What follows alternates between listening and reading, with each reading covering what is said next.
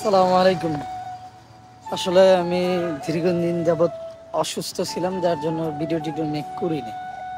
আসলে আমি এখনো অসুস্থ, দেখতে পাচ্ছেন। আসলে আমি একটু শুকিয়ে গেছি। অসুস্থ হলে হতাশ হওয়ার কিছু নাই। অসুস্থতা আল্লাহর একটা নিয়ামত।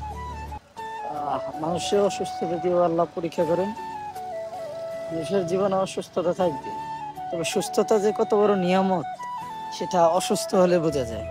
আসলে এই কয়দিন আমি বুঝতে পারছি যে আসলে যে আমার যে কি অবস্থা হয়েছিল। দেখেন, আমি ভাইরাস জ্বরে আক্রান্ত ছিলাম, তার জন্য আমার মুখে অনেক স্পট, সারা শরীরে এরকম স্পট ছিল।